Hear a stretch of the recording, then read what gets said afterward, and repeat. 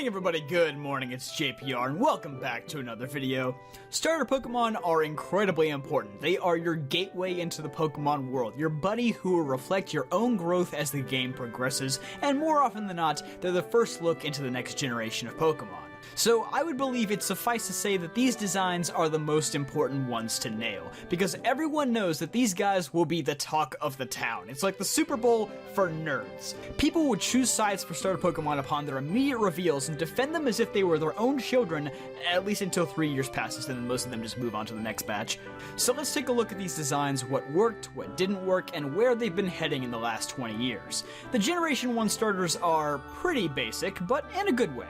Now bear in mind I'm using the original artwork because this was the intended first impression, though I'm sure for most people their first impressions were actually these ungodly looking demons. Yeah, you can tell these guys were designed more as pocket monsters than Pokemon. The fangs, the claws, the sharper angled eyes, and now of course they've all been slightly redesigned to look a bit more friendlier for modern generations, but this was what Pokemon was originally intended to look like. But they did lay down a trend that has stayed constant for most other starter Pokemon, as art director Ken Sugimori once stated that he wanted the starters to look like small frogs, lizards, and turtles to make them appear more pet-like and help kids get into the game more easily. Their evolutions also keep this theme of simplicity, with most of them just getting larger and adding a few features. I think the line that feels the most natural is Bulbasaur, since it goes from a bulb to a bud to a blooming flower. I honestly feel like Ivysaur doesn't get enough credit as a solid mid-stage Pokemon, especially when Charmeleon over here is just Charmander with a weird growth on the back of his head. Look at the top of his head! And then Wartortle shows almost no signs at all of turning into Blastoise later on, probably because Beta Blastoise was an entirely different Pokemon, separate from Squirtle and Wartortle, who had a different evolution planned out. But of course, we can't not talk about Charizard. There is a very good reason why this Pokemon has become so obnoxiously popular. Other than the wings just kind of coming out of nowhere, it is the logical final looking form for Charmander. Its design shows beauty and simplicity. It's so sleek without even trying to be, and despite not being a dragon type, it embodies all the raw power of one. Seeing a Charizard for the first time just inspires this wow moment. Until you realize he's only 5'7" and you'll never actually get to ride on one in real life. Let's move on to the Gen 2 starters. Now, these guys have sadly not aged as well as the Gen 1 starters in terms of just being icons. They tried really hard to pull off that beauty and simplicity trick that Gen 1 did, and went so simple that it crossed into bland territory. The base forms, I have no complaints. They're obviously way more cutesy than the Gen 1 starters. They look a bit more like your modern day Pokemon, as evidenced by the fact that they weren't redesigned nearly as drastically in Heart Gold and Soul Silver as the Kanto starters were in Fire Red and Leaf Green. But they're solid, you know exactly what they are. A gator, a fire mouse echidna thingy, and a plant. You know, your basic mammals. But the real problem lies in their evolutions. These guys just get bigger. Sure, Gen 1 did that too, but at least they added something interesting happening in the background, or a design change out of left field. These guys really don't have any of that. It's almost like they didn't have a roadmap for these starters. They just went, we'll figure it out as we go along. Kinda reminds me of another multi-billion-dollar company. I wouldn't go as far to say that these designs are bad, just basic to a fault. There's a good reason why they don't get nearly as heavily promoted as some other starter Pokemon. Now we get to our first big shift in these designs, Generation 3, which in itself was like a brand new era for Pokemon. I don't know if they designed the starter trio in response to the Gen 2 starters looking too conservative, but let's just say, did you expect this to turn into this? Here we see a theme with the base forms that has persisted into the modern day, the predominance of rounder designs. Notice how much less angular these Pokemon look in comparison to the first two generations. Their eyes, their heads, everything's a bit softer looking. We saw this start a bit in Gen 2, but here it's very clear that Pokemon was moving farther and farther away from the monster aspect of the designs and focusing more on the pocket. Once again, gotta give props to the middle stages here. I think they perfectly nailed the ambitious transitions that the designers had in mind, getting from the base forms to the final forms. I would kill for my teenage years to have looked this good. And when you get to the final forms, all the payoff is there. Not only did 2 of these starters successfully undergo a type change and make it work, but all 3 of them just pull off the transition from cute to cool so seamlessly.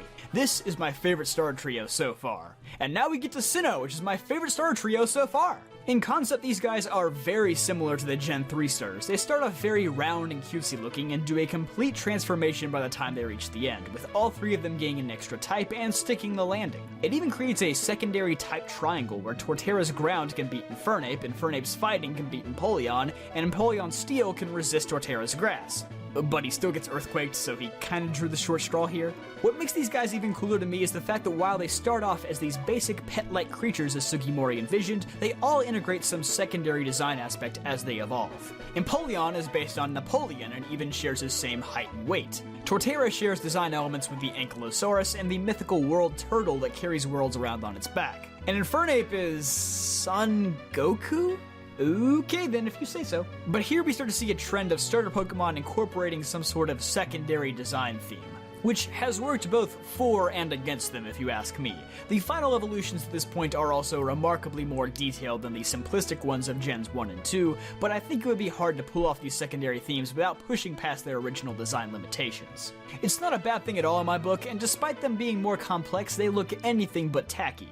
In Gen 5, we don't see any notable changes in the base forms. I mean, Oshawott body shape quite literally looks like a reskinned Piplup. It's pretty clear that from Gen 4 onward, Game Freak really settled into this new design style for the starter Pokemon. Very round, very cute, and still relatively simplistic. The starter evolutions are okay-ish here. I don't think the mid-stages did as good of a job showing off where they were headed. Servine notably looks like he got the Gen 2 treatment of, just make it bigger. Pignite and Duat do an alright job of showing the development of the theming though, but when you reach the final stages, it's just alright. Part of the experience may have just been soured for a lot of people since we went back to having 2 mono-type starters but kept a 3rd straight freaking fire fighting type. Enough is enough! Serperior is meant to represent royalty and nobility. In fact, he actually still has his hands just tucked behind his back. This is okay, nothing spectacular. Embor is meant to be a pig demon from the Chinese tale Journey to the West with a small martial arts spin on it. Again, it works. I think most people are just tired of the typing by now since it didn't feel special anymore. And Samurott, yeah, we get it, it's a samurai, which is what Duat was trying to tell us, but come on, does this thing really look like it came from Oshawott? In my opinion, there's just a little too much of a disconnect here. But you get the point. By now, the secondary themes were actually on the road to becoming the primary themes, what would ultimately define the entire Pokemon. As Gen 6 would make this as in-your-face possible, with the theme being that of a paladin, a mage, and a rogue, 3 very popular RPG classes. I won't touch on the base or middle forms this time because, like I said before, Game Freak at this point is pretty much set on making them all look a certain way, but with the final forms we see quite a shift as these remarkably look more human-like than most final starter evolutions. Maybe they did this to better reflect the theme of how the growth of your starter Pokemon is the growth of yourself. That's right, they want you to relate yourself in middle school to Quilladin, but I don't know, I think it kinda loses the original pet-like vision that Sugimori had in mind. Though it's worth noting that the last time he fully designed any of the starter Pokemon was in Generation 3, so an eventual shift was inevitable. We see this human-like trend continue through Gen 7 with the final forms being based on an archer, pro wrestler, and a siren respectively. I always liked the visual pun in Rowlett's design personally, how it goes from having a bow tie to a full-on bow and arrow. I have no clue if that was intentional or not, but I've always found it hilarious. Now, while I've been able to tolerate this human-like shift in starter designs despite it not being to my liking, it's a bit different when it completely hijacks the entire evolution line, like in the case of Incineroar. I do not understand. Torracat looked like the prime candidate to finally lead us to the quadruped final fire starter evolution that we've always wanted, and then he turned into John C. Well, if you couldn't tell he was designed in 2016, now you know. This may be the vastly unpopular opinion, but I think Primarina is still my favorite from this gen. I think its transition is pulled off the best, even if it's not what I expected to happen. While it's still human-like, to me it feels a bit more like something we would have seen out of Gens 3 or 4. And now we've finally made it to our last batch of starters from Generation 8. Apologies to all people watching this video in 2022, that last line is probably outdated now. This time, I will talk about the base forms. The transformation is complete. These guys are completely buddy-buddy now. Big round eyes, round heads, round bodies, they just want to be your adorable little friends. Forget they were ever called pocket monsters by this point. Again, I don't consider this a bad thing, but you may have your own thoughts about it. Anyway, final forms, a drummer, a soccer star, and a James Bond parody. and if it wasn't obvious enough, don't worry, we got G-Max forms for you. Now, despite the disappointment that all of these guys were monotype for the first time since Gen 2, I think the themes in their designs were pulled off a lot better than in the past couple generations. A lot of people already had an idea of what these guys would develop into when they were first revealed, though part of that may have been due to a completely true internet leak. Oh well, it happens. But yeah, a rabbit becoming a soccer player makes sense. A chameleon turning into a secret agent? Yeah, I can buy that too. A monkey becoming a drummer? Pfft, come on, I've played Donkey Kong. They're still very human-like, which I don't think works the best here, but at least the progression is a bit more natural this time around. So to recap, starter Pokemon have been getting gradually more round and cutesy looking over time, moving away from the aspect of being monsters and more towards the idea of them being people-like creatures who grow and develop in similar manners to us. I think this newer design philosophy has its pros and cons, and surely it isn't one that's going to please everybody. So I'd be interested to hear what you guys have to say about this topic. If you found this video interesting, please consider subscribing for more content like this and hitting the like button to help the channel out. I would really appreciate it. That's all from me. I'll see you guys next time.